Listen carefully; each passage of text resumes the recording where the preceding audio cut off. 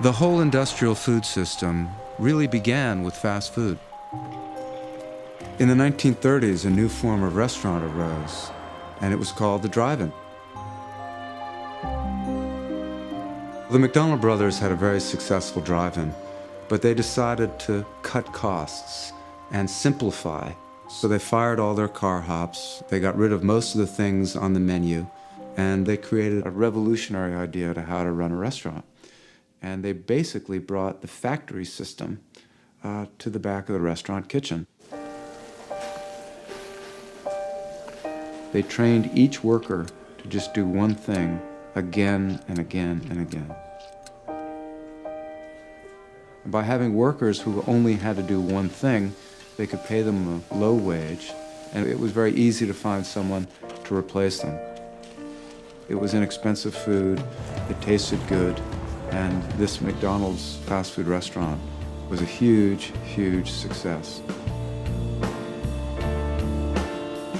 That mentality of uniformity, conformity, and cheapness applied widely and on a large scale has all kinds of unintended consequences.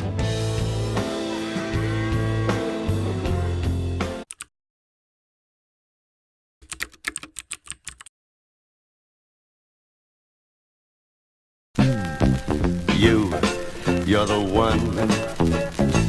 You are the only reason. You're the one.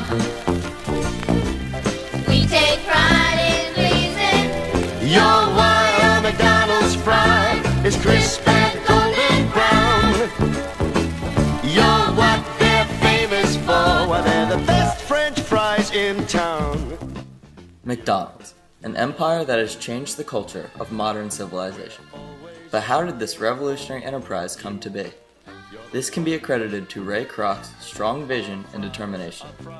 Through hard work, he would turn a simple burger shack into the largest chain of restaurants in the world. At McDonald's, we do it all for you.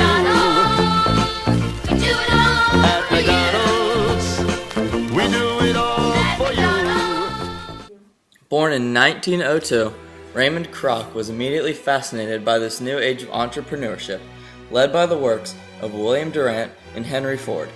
Kroc pushed himself into this new age when at 17 he dropped out of high school and became a paper cup salesman.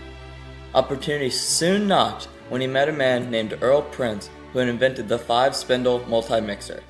Ray convinced Earl to give him exclusive marketing rights for the mixer and successfully sold it all over the country for the next 15 years. As Kroc continued this business, he noticed that one restaurant, owned by the McDonald brothers, was purchasing large quantities of his multi-mixer.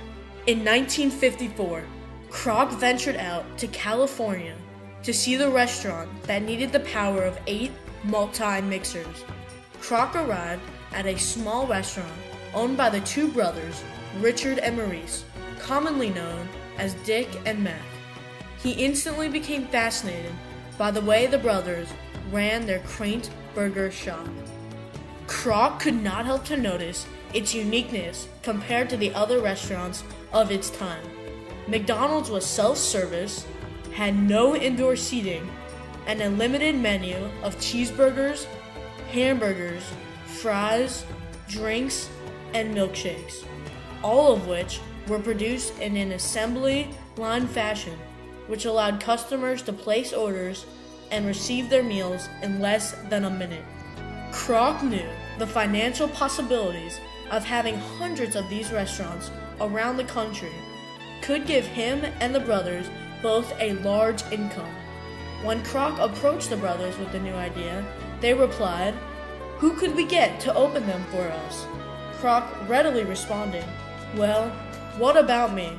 The McDonald's brothers agreed and gave Kroc the exclusive marketing rights to sell the McDonald's method around the country. By 1965, Kroc had opened more than 700 restaurants in 44 states, and in April of that year, McDonald's became the first fast food company to go public.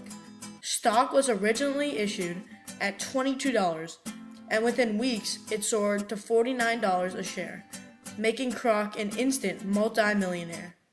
By the end of the 1960s, Kroc had met and far surpassed his goal, with nearly 1,500 McDonald's operating worldwide.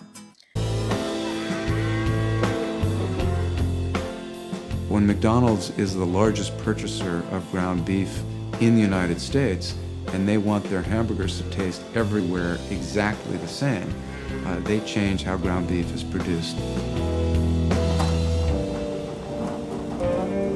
The McDonald's Corporation is the largest purchaser of potatoes, and one of the largest purchasers of pork, chicken, tomatoes, lettuce, even apples. These big fast food chains want big suppliers, and now there are essentially a handful of companies controlling our food system.